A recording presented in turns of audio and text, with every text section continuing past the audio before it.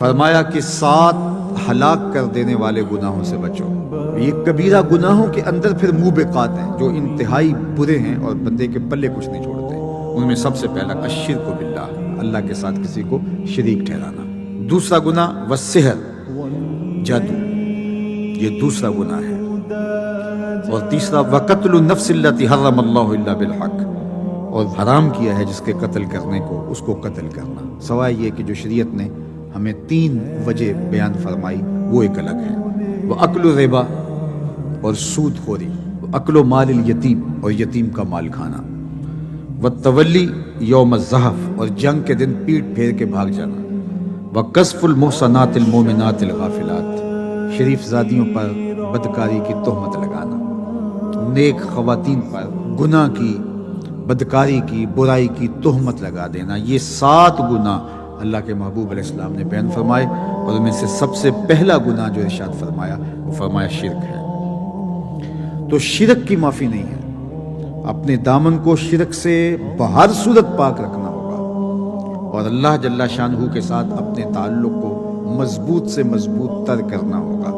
ہماری زندگی اسی کی چوکھٹ کی گداگر ہے، اسی کی دہلیز کی بکاری ہے۔ دوسرا شخص جو آج کی بابرکت رات کے اندر بھی نہیں بخشا جاتا وہ مشاہد ہے۔ ایک تیسرے شخص کا ذکر بھی ایک اور حدیث میں آیا ہے جو اس رات کو معاف نہیں کیا جاتا، جو ماں باپ کا بے ادب اور گستاخ ہے، آج جیسی بابرکت شب میں اللہ کی رحمتوں سے محروم رہتا ہے۔ 3 شخص ایسے ہیں قیامت کے دن اللہ تعالیٰ ان کی طرف نظر رحمت سے دیکھے گا بھی نہیں۔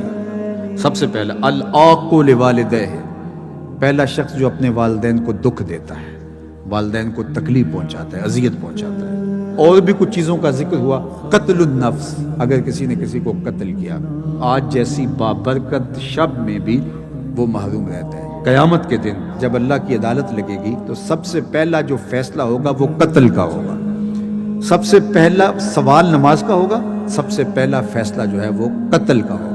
اور جس نے کسی ایک شخص کو قتل کیا گویا اس نے پوری انسانیت کا قتل کیا۔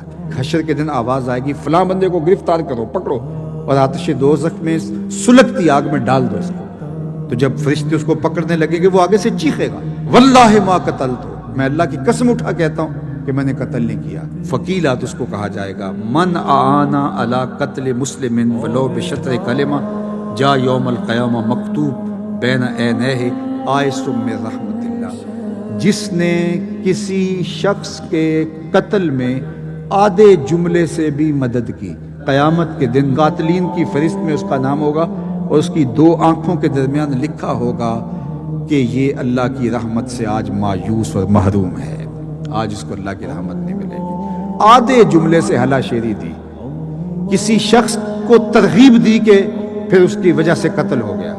اور یہ اتنا بڑا جرم ہے قتل کرنا جس نے ایک شخص کو قتل کیا، بلکہ ایک روایت میں آتا ہے کہ اگر کسی شخص کے قتل میں ساری دنیا بھی شامل ہو اور اللہ اس کی سزا میں ان سب کو پکڑ کے جہنم میں ڈال دے، اللہ کو پھر بھی پرواہ نہیں ہے۔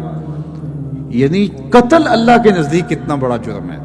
اور ہمارے دیہاتوں کے اندر بعض اوقات قاتل کو داد دی جاتی ہے کہ دلیر آدمی ہے، بہادر آدمی ہے، اس کا قتل ناحق کرنا، اس کو دلیری جرت کے ساتھ تعبیر کر کے اس کی حوصلہ افزائی کی جاتی ہے۔ اور پروان چڑھتے ہوئے بچوں کو جب ایسے لوگوں کی جو قاتل تھے ان کی کہانیاں سنائی جائیں گی تو یہ آدھے جملے سے مدد ہوگی۔ یہ اتنا مکروہ عمل ہے، اتنا بدترین عمل ہے کہ اس کی نفی کی گئی، تو اس کو پکڑ کے آتش دوزخ میں ڈال دیا جائے گا۔ اللہ اکبر۔ تو آج ہم اللہ کی بارگاہ میں دعا کرنے سے قبل سچے دل سے توبہ اور رجوع اللہ کرتے ہیں۔